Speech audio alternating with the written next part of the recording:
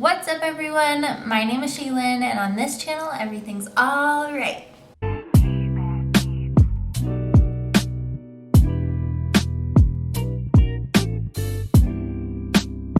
I have shocking news. I think this episode of Breaking 10,000 Barriers might be the last as we know it. Did that make sense? I mean, like, I think I'm going to be changing the outline of how these videos go for next month. I'm going to be honest, I was just going to surprise you guys and do it this month, but then there are a couple videos that I want to get out before I completely go in that direction. You guys will know what I'm talking about when those videos go live. I wanted to change things up because I think that it's getting a little bit repetitive, and frankly, it's getting a little bit like unmotivating for me. Was it last month that I took the immunity shot and said that I thought I was getting sick? I think it was, and then I got COVID. By the time that video went live, I was actually negative. I tested negative for COVID by that point. It didn't last a super long time, but it was hell, and I'm still suffering from the side effects from it. Like, I still have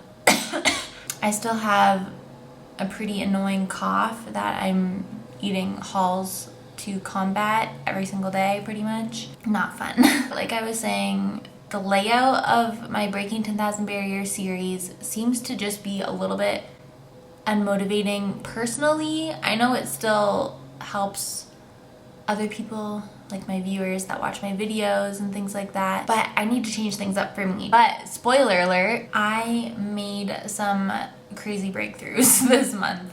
And of course, this is the month that I'm deciding to change things up. I'm still not really sure how I'm gonna go about this new outline or anything like that, but I have like an idea that I'm playing with, so I guess we'll see. I don't know. Let's jump right in. If you guys are new and you haven't seen one of these videos before, I have a whole playlist, and I pretty much explain every single video what this series is and why I do these exercises every month. So if you're interested in that, then I guess maybe I'll put a card in the corner for the playlist for this season, which is like this year, but also I put the playlist at the end of the video as always. Anywho, without further ado, let's jump right into the exercises. I feel like I said that weird. Exercises. Pardon me? First category is hand movement. So as always, the first exercise is flexing and extending my wrist. So last month was the exact same as it always has been. I assist it with my right hand. But then this month, I decided to try something crazy that I haven't really seriously tried in a while, because every time that I did try even a little bit, nothing happened. I'm actually going to label each clip by a number so that I can refer to it. In this first clip, I was trying and I didn't see anything happening, so I felt a little bit defeated. But then I tried to position it a little bit better, and I saw my hand squeeze and my wrist slightly raise up, so I got excited. Yeah, I don't really know what else to say about this first clip. I'm just trying extremely hard. As you can see, my facial expressions prove that. I can't really do this motion without looking like I'm straining really, really hard. In the second clip, you can see my hand squeezed significantly easier, I think. Not a whole lot of lifting going on in the wrist, but you can definitely tell something is sparking. In the third clip, I go from like a more relaxed position, and you can see the wrist turning almost, which is crazy, and I'm struggling a lot. And then the last clip of me doing this, I go from a very relaxed position, and if you watch carefully, you can see my wrist going up to an almost neutral position, like straight wrist, if you know what I mean. Then it got way too hard and I had to just breathe because my body was already exhausted at the first exercise. Moving along to the second exercise, which is supination and pronation of my wrist. So taking a look at last month, as I said in last month's video, I forgot how I usually do this exercise, and I just kind of went on autopilot, and I was moving my wrist through the motion with my able arm, which is not how I usually do it. I usually flip it over with my able arm and then let it pronate on its own, because I can kind of do that motion independently. But this month, let's take a look. I decided this month to try and supinate independently and then do my little pronation that I can do independently. And this is how it turned out. So I ended up having to kind of assist it supinating just because it's still really difficult for me to accomplish that motion. And then in this last clip right here, I wanted to compare or like try and do the motion with my able arm at the same time, just to kind of see if I could mimic the feeling of that. Still really hard, but that was some pretty crazy progress. Okay, moving along to the last exercise in the hand category, opening and closing my hand. So last month, I did the thing where I bend and straighten my wrist to kind of mimic the movement, all while holding my thumb out of the equation. But this month, I'm changing everything up apparently. I started by letting my hand completely relax and open by itself. And I was kind of trying to feel what it felt like in my able hand to open my hand. And then I grabbed my wrist to pull it out of the equation again. And then really focused on just squeezing my hand to make it close all by itself. And as you can see by my facial expressions, it was extremely hard, but then I just let it go and tried to let it fall out of the squeezing motion. Yeah, that one's a really hard one, but I think with practice, I'm going to figure it out. I don't know.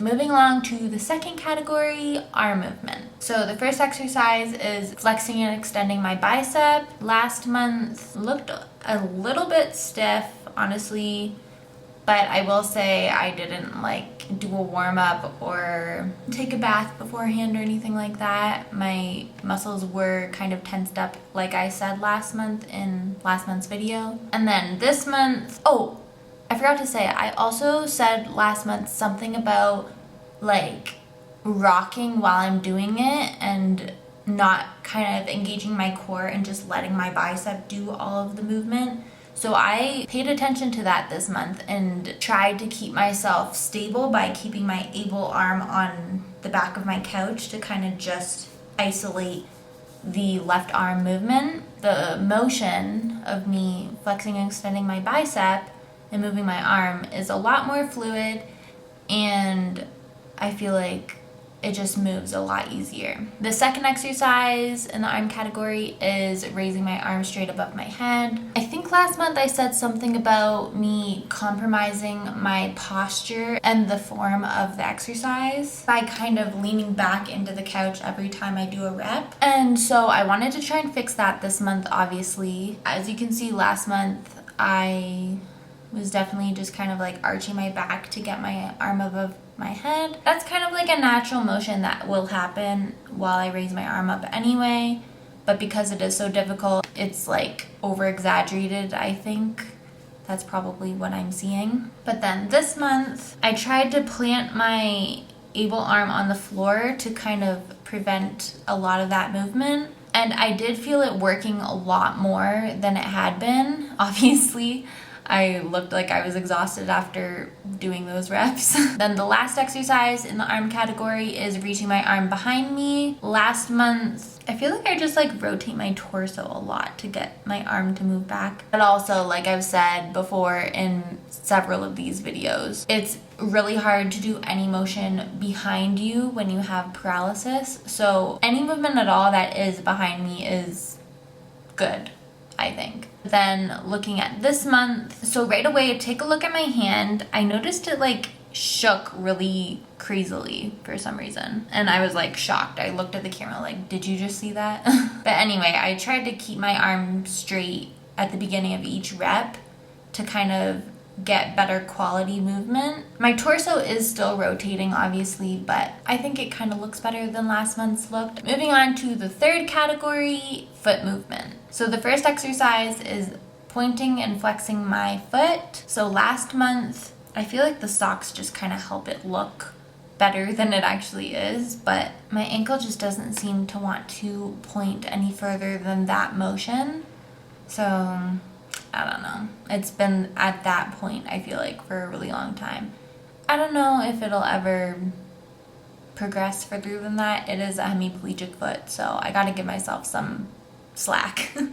But then this month, you can kind of see how my toes kind of do that weird spread thing when I do the pointing and flexing of my foot. And yeah, you can see kind of how it doesn't go past that certain point. And my toes don't really go into like a pointing formation. They kind of just like do that. I don't know. It's hard to explain, but not ideal, but it's hemiplegic. I don't know what else to say about it. So then the second exercise is raising and lowering my ankle. Last month, oh yeah, I forgot. I didn't have a good angle. I wasn't paying attention for some reason. So that wasn't a great representation to have a comparison to, but this month I made sure it was better. You can really see how high up my foot goes. It felt pretty easy too. That's the thing. That's why my facial expression is like that, because I was like, whoa, that felt a lot easier than it has in other months. It looks pretty good. Again, I think I've said this in other months, but it's like almost at a 90 degree. It's not quite a perfect flex, and that is, I think, because I have some drop foot.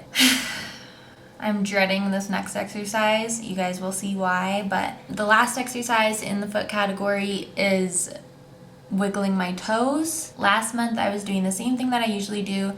I work on contracting my toes while squeezing it with my able hand, and then I release and let go with my hand to mimic like a wiggling motion, I guess.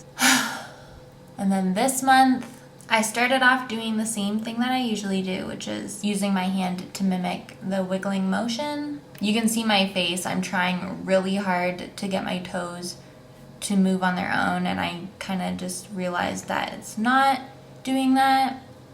And then I wanted to grab my foot and try to just make my toes do any kind of motion, and that really broke me. That really felt defeating, that I couldn't even move them in a slight bit at all.